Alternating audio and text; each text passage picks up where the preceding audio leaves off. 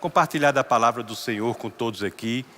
Agradeço ao pastor Tiago, toda a liderança, o presidente Guto e todos os demais.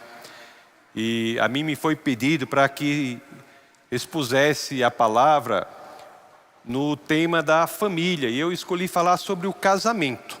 O mês da família que a igreja celebra. E ontem vimos o quão importante é a família, não é? Como núcleo de resistência, como projeto do Senhor.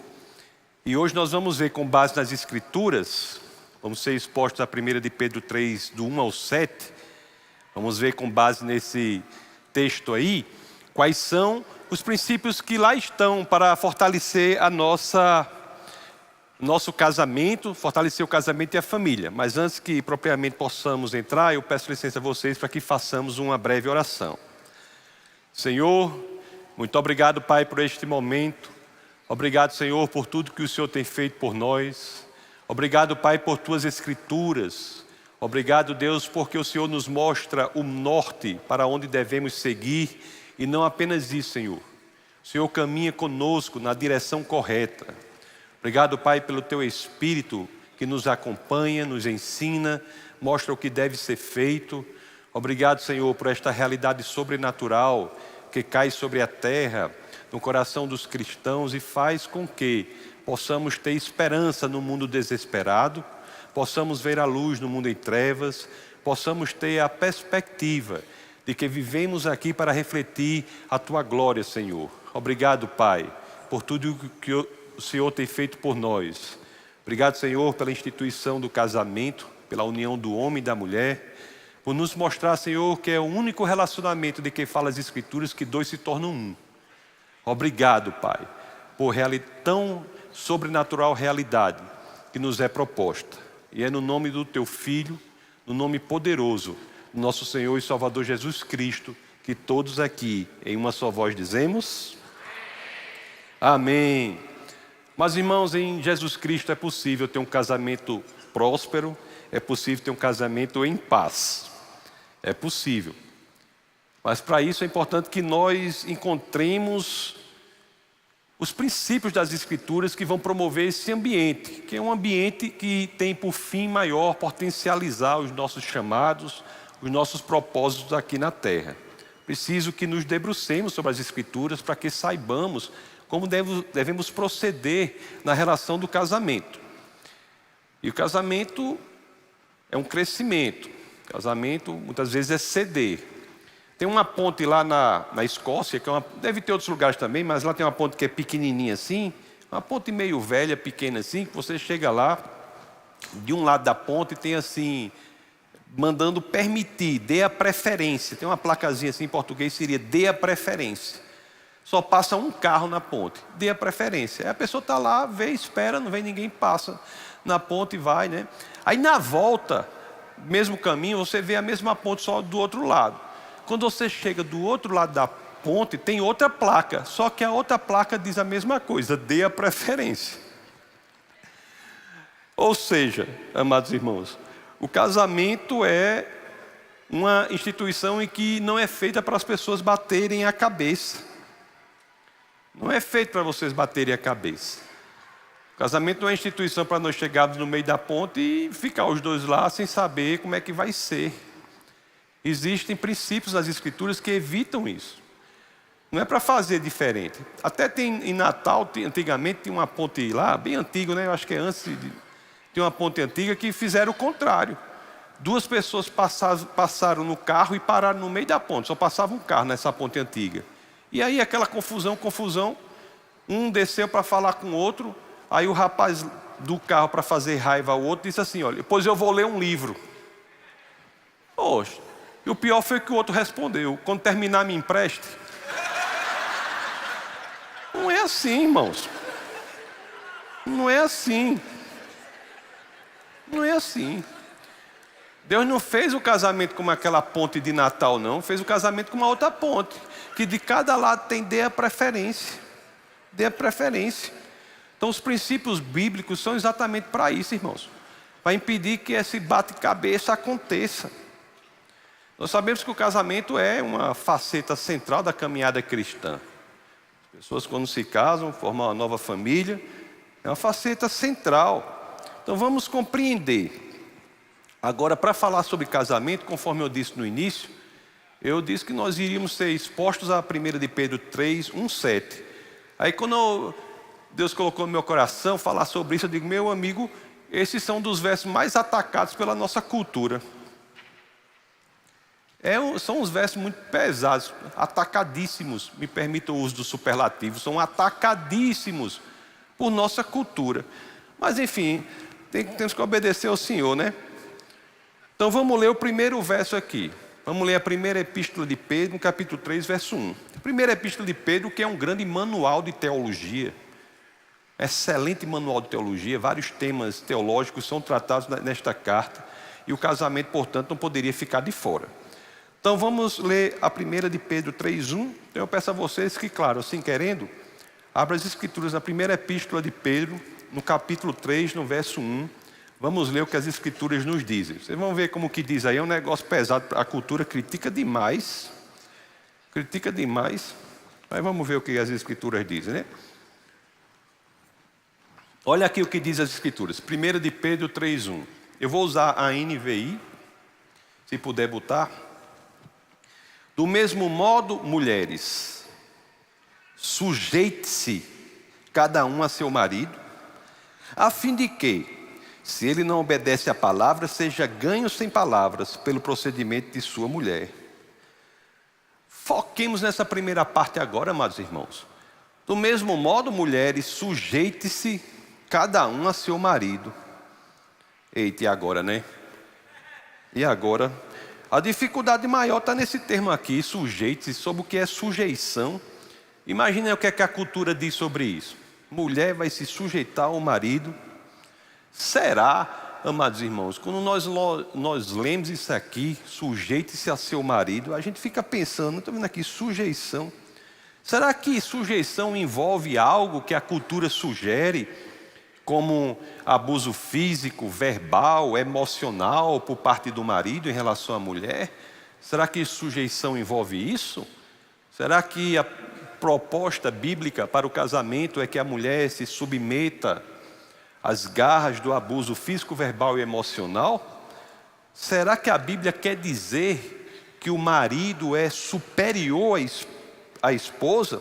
Quando a gente for olhar a Bíblia aqui, né, eu cheguei à conclusão que parece que não. A Bíblia não quer dizer que a mulher é superior, que o marido é superior à esposa, não. E para isso a gente vê em Gênesis, por exemplo. Se a gente for olhar as escrituras, a gente já fica mais tranquilo em relação a essa possibilidade de a Bíblia querer dizer que o marido é superior à esposa. Porque logo em Gênesis aqui, em Gênesis 1, 27, Gênesis 1, 27, nós já vemos uma afirmação importantíssima. Nós somos ensinados ali, no livro de Gênesis, que Deus criou ambos, homem e mulher, à sua imagem. Olha Gênesis 1, 27, como diz aí, ó. Criou Deus o homem à sua imagem. Aí o homem fica, a mulher não, né? Aí diz, a mulher de Deus o criou. Aí aprova o Senhor acabar com essa confusão, deixou claro, ó, homem e mulher os criou. É isso, amados irmãos. Se mesmo no século I lá, se nós formos ver, sob o domínio da lei romana, a lei romana era pesada. Dizia assim que o esposo detinha autoridade, né, absoluta sobre, não apenas a esposa, mas sobre todos os demais membros da família. Mesmo num ambiente como esse, do primeiro século, sob a lei romana, nós temos nas Escrituras uma carta escrita pelo apóstolo Paulo aos Gálatas, que diz assim, lá em Gálatas 3, 28. Como é que pode, diante da perspectiva bíblica, nós acharmos que a Bíblia quer dizer que o homem é superior à mulher? Olha o que Gálatas 3, 28 diz, no momento em que a égide da lei romana dava ao esposo o poder total sobre a esposa e o resto da família. Olha o que as escrituras dizem aqui. Não há judeu nem grego. Esse verso é corajoso demais. Escravo nem livre, né? Fala escravo nem livre num momento aqui que você tinha 75% da população de Atenas de escravos, 50% da de Roma de escravos. Aí Paulo diz, escravo nem livre. Aí diz, homem nem mulher, pois todos são um em Cristo Jesus. Homem e mulher não encontra diferença na unidade que encontram em nosso Senhor e Salvador Jesus Cristo. De fato, a Bíblia ela se coloca contra a cultura. Então, sujeição, pelo que nós vimos, não parece dizer inferioridade. Mas o que seria então, né, irmãos? O que seria essa sujeição aqui? Bom, uma coisa interessante para nós vermos, para que nós aprendamos o que sujeição quer dizer aqui, é que se nós nos aprofundarmos em outra relação que as Escrituras trazem, isso lançará luz sobre o entendimento da relação que a Bíblia traz, que deve ser desenvolvida entre o marido e a esposa. Vamos pensar na relação que Jesus tem com o Pai. A relação que Jesus tem com o Pai. Mas, irmãos, não preciso me alongar nessa questão, mas todos sabemos que o Pai, o Filho e o Espírito Santo são igualmente Deus, certo? São igualmente Deus. O Pai, o Filho e o Espírito Santo são igualmente Deus. Mas você já pensou que as Escrituras trazem, quando falam da relação que Jesus tem com o Pai, que o Pai tem com o Filho, essa relação é estabelecida entre si, é estabelecida por uma relação de sujeição?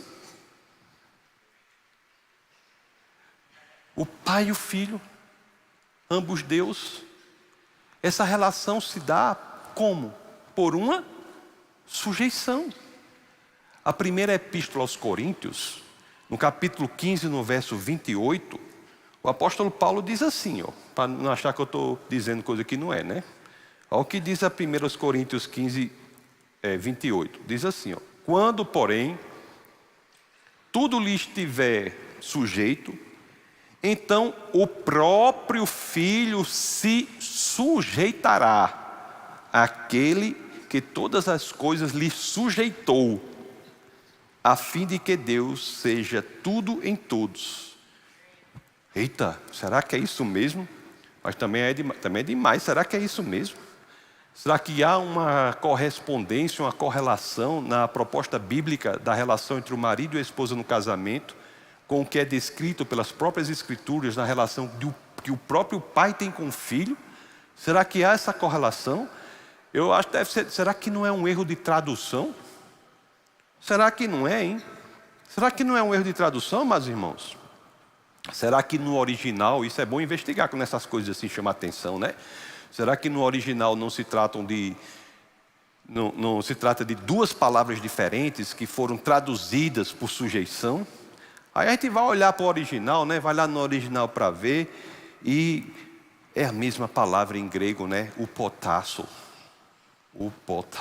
a mesma palavra no original, que descreve a relação do pai com o filho, é a palavra que descreve a relação do marido com a mulher. Aí nós vamos, né? Começamos a entender mais profundamente. A mulher diz assim, começa a dizer, meu amigo, a Bíblia é alto nível. É alto nível.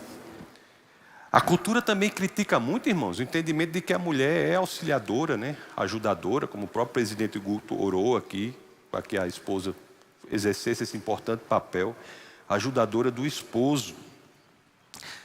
Lá em Gênesis 2,18, as Escrituras dizem isso. Vamos lá, Gênesis 2,18, diz assim, Então o Senhor Deus declarou, não é bom que o homem esteja só. Farei para ele alguém que o auxilie e lhe corresponda. Que lhe auxilie, que lhe ajude e o corresponda. Precisa botar aí, mas mais para frente Adão olhou assim, deve ter gostado, que diz, essa aí é carne da minha carne. É osso do meu osso, né? Gostou, né? O verbo aqui, meus irmãos, você sabe que o Antigo Testamento é escrito em hebraico, algumas partes em aramaico, o Novo Testamento é escrito em grego. Vocês sabem disso. Então, no Novo Testamento a gente viu a palavra em grego, e o original aqui em hebraico, o termo em hebraico é ezer. Auxiliadora, ajudadora, esse termo é ezer em hebraico. Para vocês terem uma ideia, esse termo, para que nós entendamos o que é auxiliadora, o que é ajudador, o que isso quer dizer. Mas, irmãos, esse termo aparece 16 vezes no Antigo Testamento. 16 vezes nos 39 livros do Antigo Testamento. Das 16 vezes que esse termo aparece, irmãos, apenas em 2 situações esses termos se referem a Eva, mulher de Adão. Então, há 14 outras situações em que o termo Ezer aparece no Antigo Testamento, e se nós nos debruçarmos sobre essas outras 14 situações, isso mais uma vez jogará a luz sobre o entendimento que devemos ter das 2 outras situações em que o termo se refere a Adão e Eva. Eva é ajudadora em relação a Adão. Esse termo ajudadora, Ezer, em hebraico, aparece 16 vezes na Bíblia, no Antigo Testamento. 2 dizem respeito a Eva, 14 são outras situações. Vamos ver quais são essas outras situações para que possamos crescer no entendimento do que quer dizer esse termo quando se refere ao marido e à esposa. Amados irmãos, as outras 14 vezes em que esse termo aparece se referem, sabe a quem? Como um ajudador, auxiliador, sabe a quem se refere? Ao próprio Deus, como Salvador e sustentador de Israel. Ao próprio Deus. Se vocês quiserem aí, vou falar só para registrar, mas você bota aí, irmão, Êxodo 18:4. Fala que Deus foi minha ajuda. Êxodo 18:4. Eu vou só citar assim, se quiser não botar. Êxodo 18:4 fala que Deus foi minha ajuda. Salmos, ajuda aí, Deus meu Pai foi meu ajudador. É o mesmo termo Ezer. Salmos 22. Falar que foi meu socorro. Salmos 22. Vou falar vários versos, não precisa botar todos, senão vai ficar, mas eu vou só registrar. Olha, Salmos 22, Daniel 11:34, Oséias 13:9, fala Ezer como o socorro, fala do socorro que Deus enviou para sustentar, ajudar o seu povo. Salmos 33:20, fala que Deus é meu auxílio. Bota aí Salmos 33:20, irmão. Fala que Deus é o meu auxílio, fala do auxílio. Salmos, ele é nosso auxílio, esse termo é Ezer. Salmos 115:9 fala que Deus é o nosso amparo.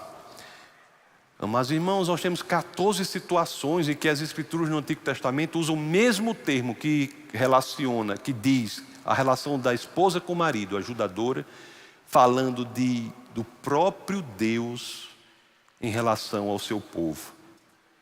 Isso é muito profundo. Ajuda, socorro, auxílio, amparo. Isto é o que é o próprio Deus para o seu povo. Isto é o que a mulher deve ser para o seu esposo. A primeira de Pedro, capítulo 3, verso 1, que é o primeiro verso que estamos analisando, eu peço a vocês que, por gentileza, possamos voltar a este verso. 1 de Pedro 3:1. Do mesmo modo, mulheres, sujeite-se cada uma ao seu marido. Não é? Aí você deve dizer assim, espera aí, tudo bem, eu entendi que sujeição, ser auxiliadora, não é ruim não, é bom. Aí a gente vai pensando assim, mas eu queria ver isso assim, num exemplo. Seria tão bom que nós tivéssemos um exemplo de uma mulher que fosse aprovada nesse quesito por Deus, para que nós soubéssemos, aprendêssemos mais como seria, que não ficássemos unicamente no âmbito teórico, no âmbito do grego, do hebraico, mas que pudéssemos ver um exemplo, entender um exemplo do que isso quer dizer, não é? Seria tão bom que houvesse isso aí, que Deus desse um exemplo. E não é isso que Deus faz, que o Espírito de Deus inspira ao apóstolo Pedro, na 1 de Pedro 3:6. Então assim, Deus dá o exemplo, irmão. Vamos passar da 1 de Pedro 3:1, eu vou dar um pulo assim, para 1 de Pedro 3:6, mas não se preocupe que nós voltaremos aos outros versos. Vamos para 1 de Pedro 3:6. Olha só. Aliás, para não restar dúvida, irmão, vamos ler a 1 de Pedro 3:5, a metade final, depois passamos para 1 de Pedro 3:6 para não restar dúvida. Olha o que 1 de Pedro 3:5 diz no finalzinho, diz assim, elas se sujeitaram cada um a seu marido. Aí passa para o 6 aí, eita irmão, olha o exemplo aí, como quem? Sara. Olha o exemplo aí que a gente queria, Deus é bom, não é? Como Sara, que obedecia a Abraão e o chamava de Senhor. Dela vocês serão... Eu estou ceguinho, eu tenho que botar o óculos aqui. Dela vocês serão filhas se praticarem o bem e não derem lugar ao medo. Mas, irmãos, nós temos um exemplo como a gente queria. Deus deu aí, Sara o exemplo. Deus aponta Sara como um exemplo de mulher submissa. Resta a nós agora investigarmos quem era Sara. Como é esse negócio de ser mulher submissa? Mas, irmão, Sara era uma mulher sem opinião? Será que Sara é uma mulher sem personalidade própria? Será, irmãos? Parece que não. Eu acho que o exemplo de Sara não é o exemplo dado é o exemplo que as Escrituras dão, mas esse exemplo não é exatamente o que o mundo, a cultura chama de mulher submissa. Chama erroneamente de mulher submissa. Sara tinha opinião, eu até assim diria, era até meio obstinada, viu? Isso não quer dizer que Sara não errava. Como todos nós somos susceptíveis ao erro, não é? Aliás, tem até o erro conhecido dela, que vocês sabem disso, que é não ter crido assim logo na promessa do Senhor, que ela estava em avançada idade, não tinha tido um filho, aí não acreditou, né, na promessa do Senhor, que o Senhor ia prover ali, que ia nascer o curumim, o menininho, né? Não acreditou. Aí, vocês sabem da história, né? Sara sugeriu ao esposo que desse um jeito lá, tivesse um filho com a serva lá, Agar, e aí nasce Ismael. Mas o interessante é que, tempos depois, nós vemos que Sara, contra a vontade de Abraão, quis que Ismael e a mãe, Agar, fossem criados em outro lugar. E Abraão não queria não. Aí Deus fala, né? Lá em Gênesis 21, do 11 ao 13. Deus fala assim, ó. Porque Sara queria diferente de Abraão. Aí Deus fala assim, ó. Isso perturbou demais Abraão. Perturbou, tá vendo, irmão? Perturbou. Eita, mas enfim, tá aqui, né? Isso perturbou demais Abraão, pois envolvia um filho seu. Mas Deus lhe disse: não se perturbe por causa do menino e da escrava. Atenda a tudo o que Sara lhe pedir. Porque será por meio de Isaque que a sua descendência há de ser considerada. Mas também do filho da escrava farei um povo, pois ele é o seu descendente. Aqui na Bíblia não tem não. Eu tenho certeza que Abraão chegou para Sara e Sara disse: eu não disse. Mas isso aí não está na Bíblia não, viu, irmão? Mas eu tenho certeza que disse. Eu não disse, Abraão. Eu não disse Brá, devia ser um apelido assim, Brá. Foi isso. Mas o importante aqui é que Deus confirmou que Sara, neste ponto específico, seguia a vontade do Senhor. E assim seguiram, como vocês sabem, a linhagem de Isaque, o filho que os dois tiveram, né? Tiveram um momento de enxerimento e Deus abençoou. Aí seguiu a linhagem de Isaque, povo judeu, e a de Ismael seguiu lá, que é o povo árabe. Vocês sabem disso. Mas, irmãos, não há dúvidas que esta é a mulher que Deus escolheu para ser exemplo de mulher submissa. Quem é essa mulher? Mulher que pode eventualmente até errar. Não é mulher que não pode errar. Mulher que pode até eventualmente errar, mas mulher que está pronta para acertar. Sujeição bíblica, como nós vimos aqui nas Escrituras, amados irmãos, não quer dizer obediência cega ao marido, não. Obediência, digamos, servil ao marido, não, amados irmãos. A mulher cristã não pode deixar de colocar sua opinião. Se o marido quiser ingressar por um caminho errado, ela deve colocar a sua opinião. Você deve dizer, mulher cristã, para o seu marido, se ele estiver ingressando no caminho errado, você tem que dizer a ele: não faça isso, isso está errado. É porque, irmãos, quando nós lemos aqui as Escrituras, conforme eu li essas passagens aqui, nós vimos que em muitas situações, Sara foi o quê? Deus não confirmou a palavra dela. Então Sara foi a voz de Deus na vida do esposo. Assim como você pode ser a voz de Deus na vida do seu esposo. Tem um ponto aqui na 1 de Pedro 3,6, que nós lemos, que chama muita atenção. Eu vou falar sobre ele também, para depois você dizer que eu não falei. Olha o que diz aqui. Primeira epístola de Pedro 3,6. Tem um ponto aqui que chama atenção. O povo do mundo, quando lê isso, os olhos ficam tudo arregalado. Olha o que diz aqui. Como Sara, que obedecia a Abraão e o chamava Senhor. Eu sei, amados irmãos, que para a nossa cultura isso é muito chocante. Mas qual é o ensinamento eterno por trás disso? Mas, irmãos, no casamento, nós temos uma realidade. Quer você queira ou não, é uma realidade. Nós sabemos que o respeito, esse é o ensinamento por trás. Estou dizendo para você chamar seu esposo de Senhor, não. Estou dizendo que o ensinamento por trás disso é que há um respeito, ele é central no casamento. Mas ele é essencial em relação ao homem. Essencial. Não é que para a mulher o respeito não seja importante. É importantíssimo, tá certo? Mas para a mulher, no casamento, não é o respeito que, embora importante, ocupa o primeiro lugar. Não é o respeito para a mulher. É importante, não deve ser negligenciado, mas não é o que está em primeiro lugar. Em primeiro lugar está o que? Ela se sentir cuidada, se sentir amada, se sentir protegida. Mas quando diz aqui que Sara se referia a Abraão como Senhor, quer dizer que ela o respeitava. Ela nunca olhou para Abraão de cima para baixo. A mulher, no relacionamento, casamento cristão, não pode colocar seu marido em situação constrangedora. Tem casos que a mulher às vezes coloca, às vezes a gente vê, não sei o quê.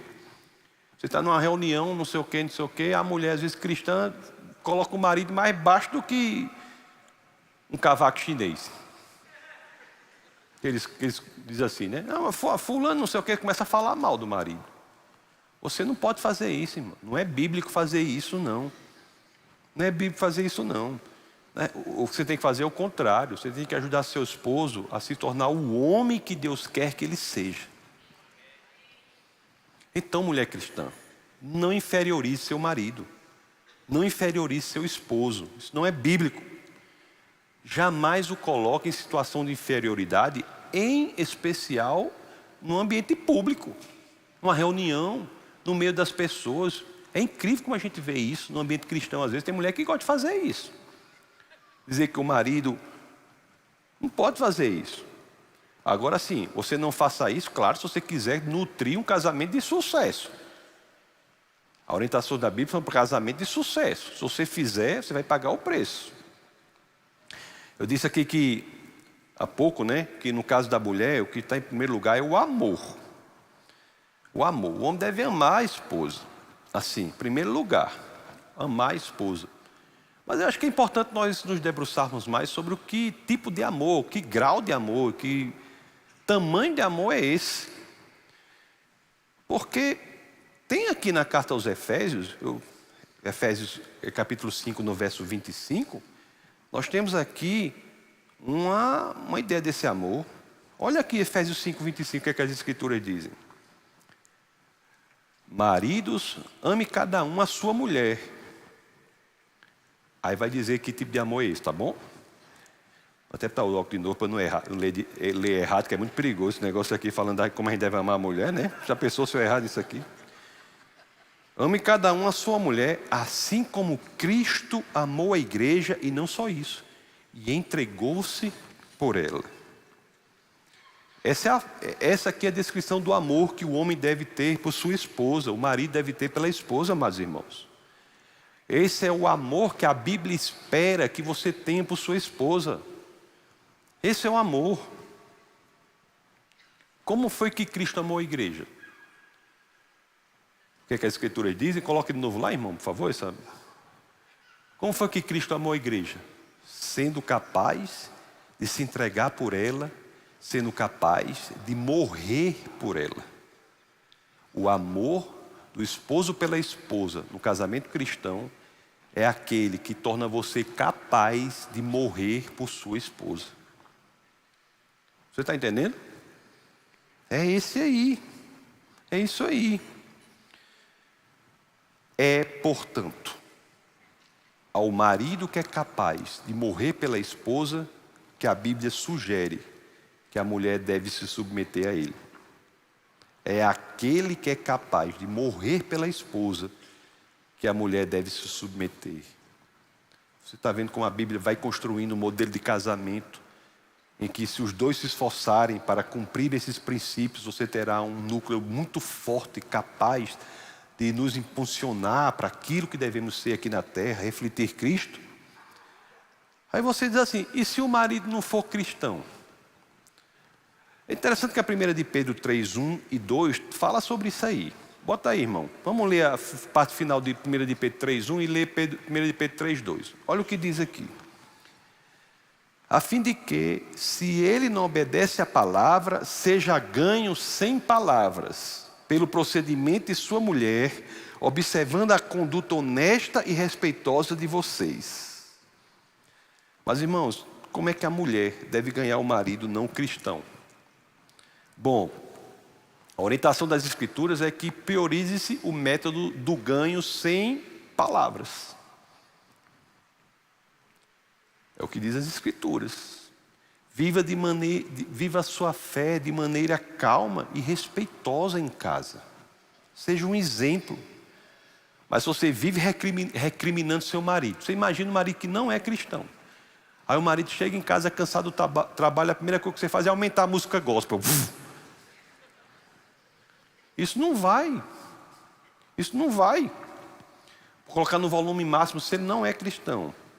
A melhor estratégia é o exemplo, a conduta, o procedimento. Se você quiser, você pode até estender nesse princípio para parentes muito próximos. O exemplo, como se diz, conta mais do que as palavras, né? E nesse caso específico é o fato. Bom, você tem que saber que você está sendo naquela relação, se a mulher é casada com um marido que não é cristão, você está sendo naquela relação, talvez a única Bíblia que aquela pessoa vá ler. Você terá a chance de ser isso durante toda a sua vida. Bom, irmão, vamos entrar agora em outro trecho que é muito atacado pela cultura, mas é muito interessante. Tem que enfrentar, né, esse trecho aí, não dá para tirar da Bíblia. Tem gente que está fazendo isso, né? Nós não fazemos. 1 de Pedro 3,3. Preste bem atenção no que está escrito aqui. Preste bem atenção no que está escrito aqui. 1 de Pedro 3,3. Olha o que dizem as Escrituras aqui. A beleza de vocês não deve estar nos enfeites exteriores, como cabelos trançados e jóias de ouro ou roupas finas.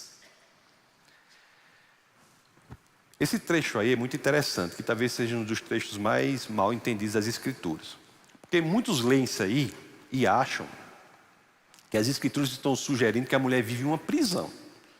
Sem poder usar brinco, sem poder cortar o cabelo. Não é isso? Deixa esse trecho aí, irmão, por favor, por gentileza. Acho que esse trecho aí, esse verso, 1 de Pedro, no capítulo 3, no verso 3, diz que as pessoas acham que é uma prisão para a mulher. Vamos analisar o que está escrito aí. O que está escrito aí? A beleza de vocês não deve estar nos enfeites exteriores. Você veja que a cultura, a indústria, eles pregam exatamente o contrário. Ele vai dizer o quê? Que para você ter beleza, você vai ter de depender de todos esses ornamentos, que não são errados. O errado é você achar que a sua beleza está nisso. Você pode fazer tudo isso, mas as Escrituras dizem, mas pelo amor de Deus, não caia na perversa armadilha de achar que a sua beleza está em algo que é exterior a você. Você pode usar, mas a sua beleza não é isso. Não coloque a sua beleza em algo que não é você. A beleza é sua. Um verso que a cultura considera como aprisionador, na realidade é libertador. É libertador. É libertador. Mas irmãos, entenda, irmãs, né? Entenda. Os irmãos não vão se preocupar com beleza, não. Os irmãos. Viu? Amadas irmãs, entenda. Sua beleza está em você. Está em você. Olha aqui, vamos ler os versos 4 e 5. Olha o que diz aqui. Irmão, me desculpe aí, irmão. Volta aqui para o 3. Vou ler o 3, o 4 e o 5. Volta aí. A beleza de vocês não deve estar nos enfeites exteriores, como cabelos trançados e joias de ouro ou roupas finas. Deve estar em você, não nas outras coisas. Ao contrário, onde é que a beleza deve estar? Esteja no seu ser interior, que não perece. Olha que libertador. Se você acha que sua beleza nessas coisas, você está se colocando a sua dignidade em algo externo a você. Você tem uma beleza própria, interna. Esteja no seu interior, que não perece. Beleza demonstrada no espírito dócil e tranquilo, que é de grande valor para Deus.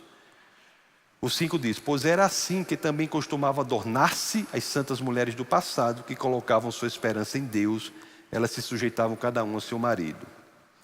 Ser interior é o quê? O que é o ser interior? É o seu caráter. É o seu caráter, a sua beleza. Não, você pode se maquiar, usar a joia que você quiser. Usar a roupa que você quiser, desde que seja decente. Não tem problema. Mas você não pode achar que é ali que sua beleza está. Sua beleza essencial está no seu caráter. É isso que diz as Escrituras. Beleza que se demonstra por um espírito dócil e tranquilo. Não é isso que diz a 1 de Pedro 3,4? Um espírito dócil e tranquilo. Bota aí, irmão, 1 de Pedro 3,4. Espírito dócil e tranquilo. Quando eu digo isso, às vezes tem umas irmãs que chegam para mim e dizem assim: mas pastor, você não sabe, eu sou igual uma espoleta. Tem umas irmãs que são igual a uma espoleta, diz assim: o que é ter espírito dócil e tranquilo, irmão? Não é você ser fraco, não é você ser iniciativa, não é você ser sem força.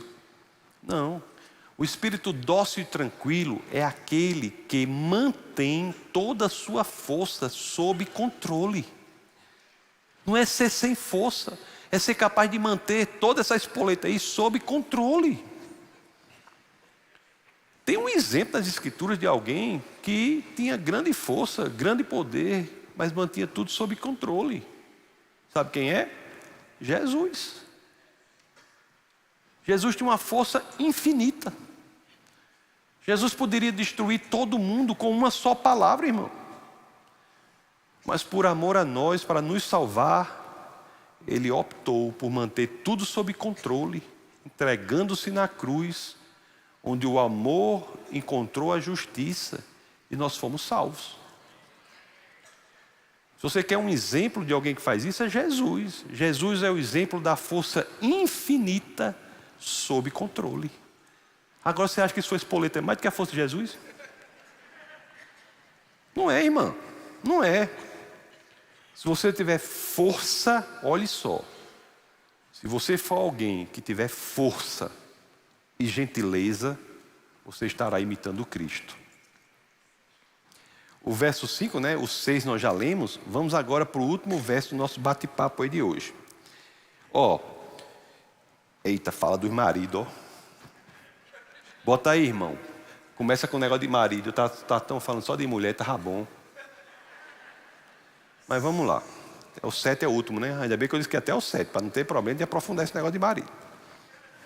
Diz aqui: do mesmo modo, vocês, maridos, sejam sábios no convívio com suas mulheres e tratem-nas com honra, como parte mais frágil e corrideira do dom da graça da vida, de forma que não sejam interrompidas as suas orações. Vamos aprofundar essa primeira parte. Pode deixar, viu, irmão? Pode ficar esse verso aí. Ele não cabe todo, não, é?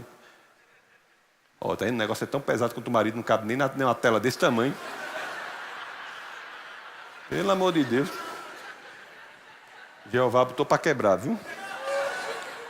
Então vamos para o pacto. Vamos ver a primeira parte, então. Diz assim, ó. Sejam sábios no convívio com as mulheres. Sejam sábios. A versão Almeida, não precisa dizer, diz: hajam com discernimento. Não precisa colocar, mas diz: hajam com discernimento. Claro, né, irmão? O marido é o quê? Tem que ter o quê? Sabedoria e discernimento para lidar com a mulher. Amados irmãos, eu vou dizer uma coisa para você. Está na Bíblia isso aí. Quando ele diz isso aí. O maior desafio da vida de casado para o homem é entender a mulher que Deus lhe deu. Está nas Escrituras. Olhe que não é tarefa fácil. Ainda bem que minha esposa não veio hoje, está pregando em outra igreja, não veio hoje. Mas não é tarefa fácil. Não é. Casamento para o homem não é fácil. Tem até uma história que não está na Bíblia isso. Não está na Bíblia, certo? Não está na Bíblia, não está isso não. Mas tem essa história que conta, que eu não acho que é verdade, mas eu vou contar aqui para vocês. Eu ouvi falar, até um pastor falar, não tá, diz que Jesus, antes de nascer, de vir à terra, teve uma reunião com o pai. Aí o pai diz assim: meu filho, você vai ser humilhado, chicoteado, vai ser torturado. Vão botar uma coroa de espinho, vai ser pregado na cruz, e você vai se casar. Aí Jesus disse para o pai: não, pai, casar não. Não, pai, casar não. Essas outras coisas aí eu enfrento. Casar não. Casar não. Aí o pai disse: e aí, espírito? Vamos. Aí resolveu tirar o casamento lá. Irmão, não está na Bíblia, viu, irmão? Não vamos fazer teologia disso não, viu, irmão? Não está na Bíblia, viu? Mas, irmão, a Bíblia diz que nosso maior desafio é realmente entender a mulher que Deus nos deu. A sua esposa, como é sua esposa, irmão? Sua esposa é como qualquer outra mulher criada por Deus. Ela tem o quê, irmãos? Tem dificuldades, esperanças, tem medos, tem sonhos, tem objetivos, tem peculiaridades. E o que a Bíblia propõe é que hajamos com sabedoria. O que é ter sabedoria, irmão? Nisso aí, com um ser tão complexo. É você descobrir, irmão, quais são essas características, como é a sua esposa. E temos que nos moldar a cada momento para crescermos em relacionamento com ela. Nós temos que cultivar essa capacidade de ouvir a esposa com o coração. Homem e mulher são diferentes. A mulher, eu acho que ela tem a capacidade de ser um termômetro da situação. De dizer qual é a temperatura que está. O homem não é tanto um termômetro, ele às vezes nem vê as coisas direito. O homem é um termostato. Ele é chamado para trazer a temperatura para onde deve estar. São duas coisas diferentes. O homem é chamado para impedir que a temperatura identificada pela mulher suba até um ponto acima do aceitável. Nós somos chamados para isso, irmãos. É fácil? Não. Mas exige responsabilidade. O homem tem que ser homem. Disse aqui, ontem eu disse várias vezes isso aqui, você tem que ser homem. Tem um irmão que chegou com 30 e tantos anos e dizer para mim, disse assim: não, pastor, o senhor sabe, a gente é jovem. Eu digo: você não é jovem, não. 30 e pouco, Alexandre o Grande, com 18 anos, tinha conquistado metade da Macedônia. Você fez o quê? Não é jovem, não. 30 anos, irmão, não é jovem, não. O povo hoje com 30 anos está achando que é jovem, que é adolescente. Seja homem, irmão, pelo amor de Deus. Jogue fora aquelas calças apertadas, pegar bode. Jogue fora aquilo, irmão. Seja homem. Tem que ser homem.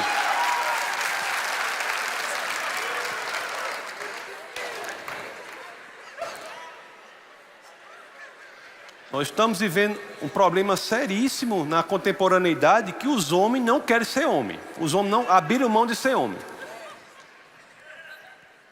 A Bíblia não diz isso não, viu, irmão? Vamos ler 1 de Pedro 3,7 de novo. Vamos ler outra parte aí.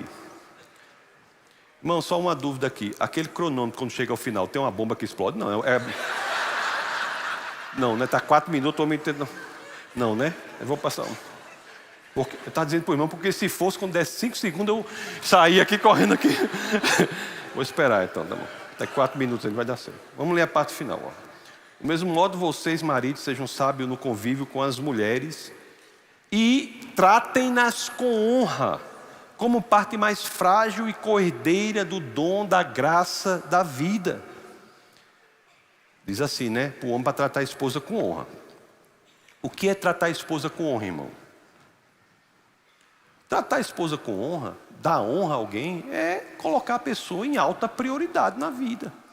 A sua vida. Sua esposa tem que estar nas mais altas prioridades da sua vida, irmão.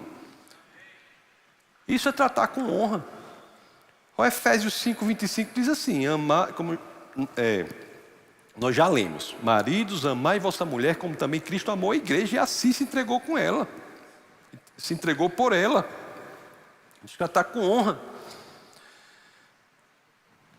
Efésios traz um exemplo de tratamento com honra.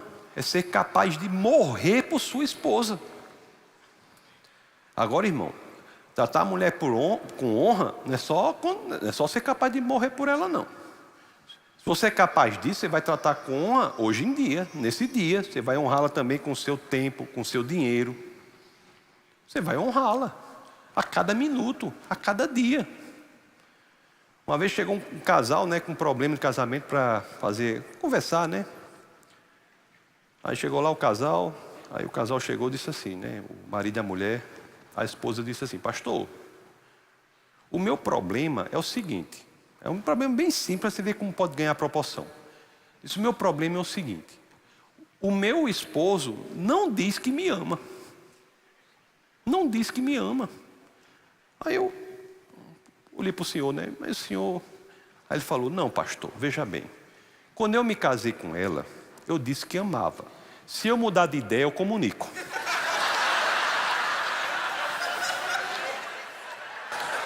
Irmão.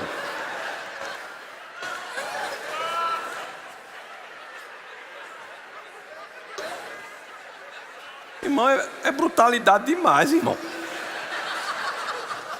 É brutalidade demais. Um homem desse podia ser até capaz de morrer pela esposa, não podia? Podia ser até capaz de morrer pela esposa, mas não estava honrando o convívio com ela, irmão. Por exemplo, você, homem, se refira à sua esposa com admiração. Admiração. Ela fez aquele ovo cozido com alguma coisa assim, esse ovo aqui está excelente. Uma torrada, que torrada alto nível.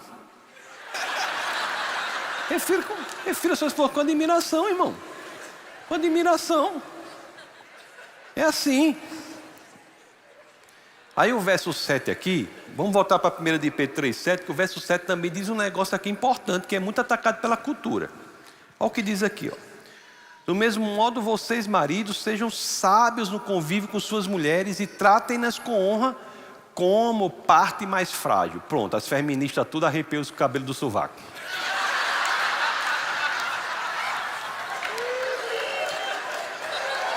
Irmão, pelo amor de Deus, irmão. Pelo amor de Deus. A mulher, em regra... Bem que tem... No mundo cristão tem isso não é porque a mulher, em regra, é a parte mais frágil, inclusive fisicamente, né? Mas eu tenho visto um negócio aí do mundo aí, que tem umas mulheres que... Mas é outra coisa. Em regra, a mulher é a parte mais frágil, fisicamente e emocionalmente. Mais uma vez, se você é homem, assuma a sua posição. Vá protegê-la, você tem que estar com ela, não pode deixar ela sozinha não, irmão. Tem gente que quando deixa, problema que tem, sai e deixa a mulher sozinha. Com as coisas pequenas, eu até falei ontem com os irmãos aqui, não sei se eu falei no público aqui, eu fui pregar numa determinada igreja aqui no lugar, eu não me aguentei, eu até peço perdão se eu errei assim, mas não aguentei. Um pastor auxiliar lá, chegou para mim e disse assim, pastor, lá em casa é assim, quando aparece uma barata, o senhor acredita que eu me tranco no quarto da minha mulher que vai matar? Eu disse, meu filho, isso não é coisa de homem não. Pastor, o senhor me permita dizer, mas isso não é coisa de homem não. Uma barata, imagina se for uma coisa maior. Uma barata. Isso está ocorrendo dentro da igreja, irmão. Não pode. Você tem que assumir sua posição de homem. Seja homem. O que é ser homem?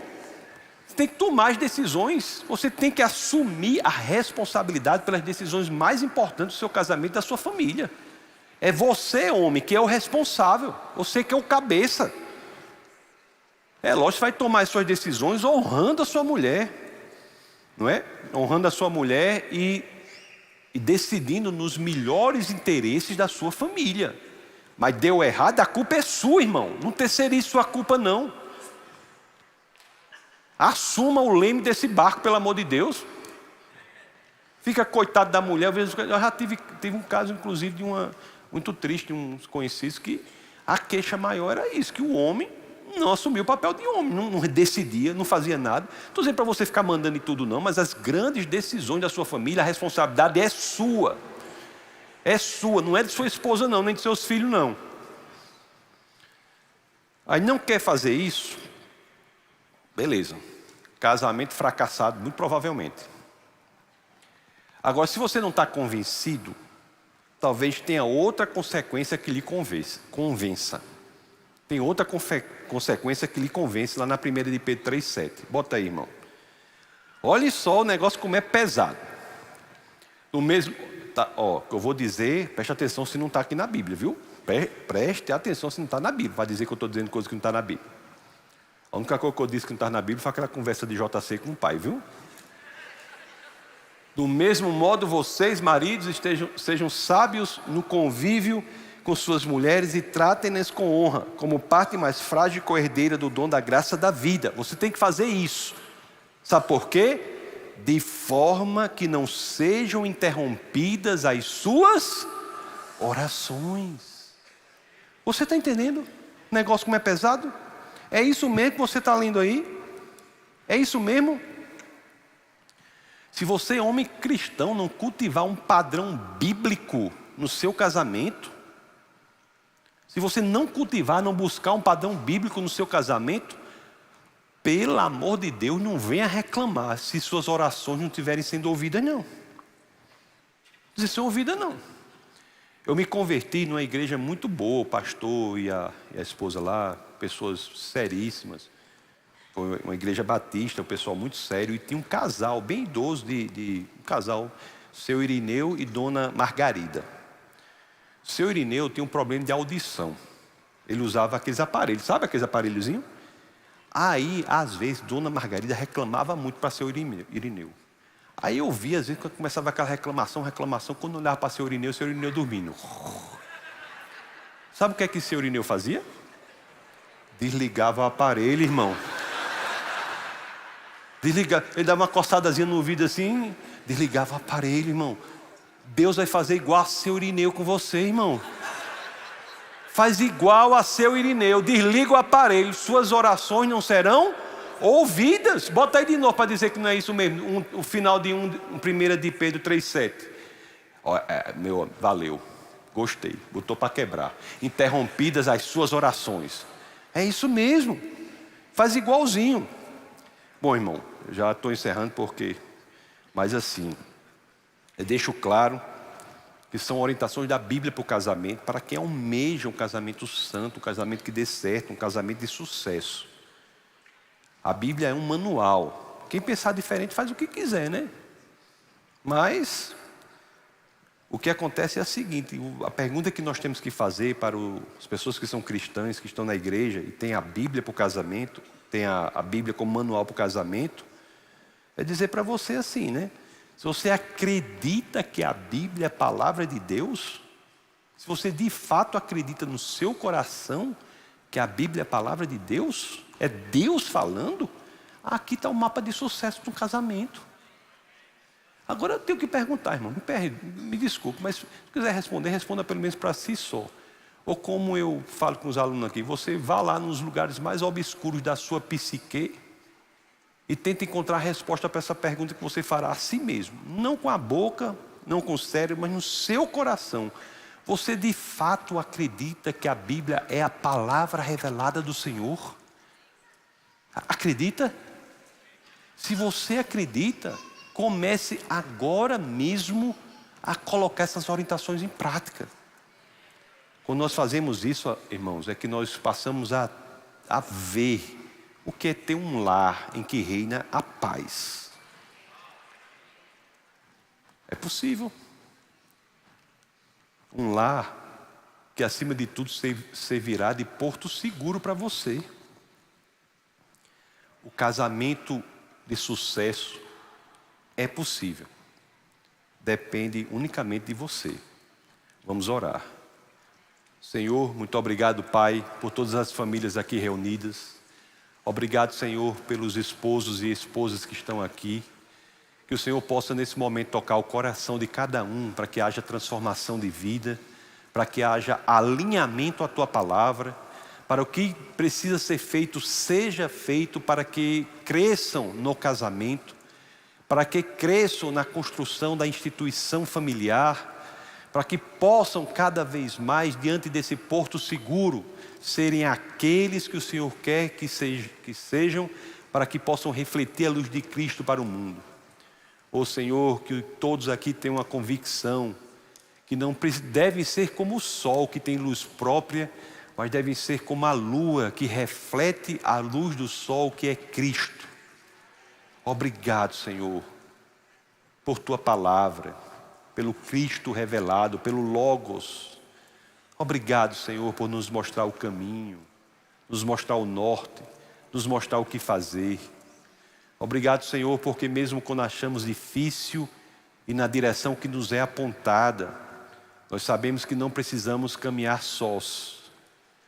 O Deus, Criador dos céus e da terra, que nos mostra o caminho, está disposto a caminhar conosco, para que possamos superar todos os obstáculos e atingir aquilo que o Senhor quer que nós sejamos aqui na terra.